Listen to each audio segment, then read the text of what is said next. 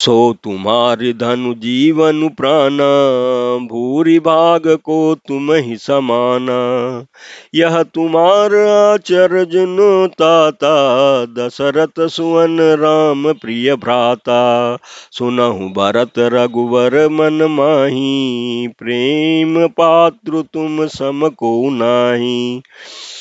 लखन राम सीतहि अति प्रीति, निसी सब तुम्हि सराहत बीती। जाना मरमु नहात प्रयागा, मगन होई तुम रे अनुरागा। तुम पर अस सनेहु रघुवर के, सुख जीवन जग जस जड़ नर के। यह नादिक रघुवीर बड़ाई, प्रणत कुटुम्ब पाल रघुराई। तुम तो भरत मोर मत एहु, धरे देह जनु राम सनेहु। तुम कह भरत कलंक यह, हम सब कह उपदेशु। राम भगति रस सिद्धि हित, भाय समय गणेशु। प्रमात सियावर रामचंद्र शंकर जी भजो। अयोध्या कांड दोहा 208।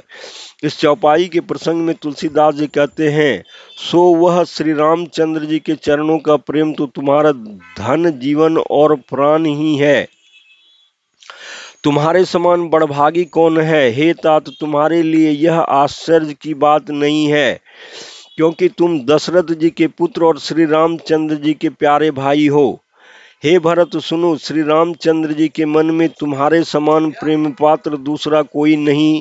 लक्ष्मण जी, श्री राम जी और सीता जी तीनों को सारी रात उस दिन अत्यंत प्रेम के साथ तुम्हारी सराहना करते ही बीती।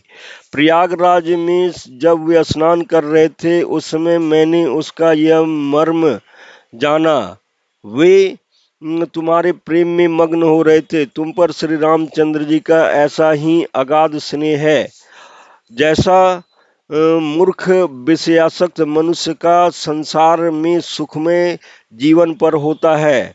यह श्री रघुनाथ जी की ही बहुत बड़ाई नहीं है, क्योंकि श्री रामचंद्र जी तो शरणागत के कुटुंब को पालने वाले हैं। हे भरत, मेरा यह मत है कि तुम तो मानो शरीरधारी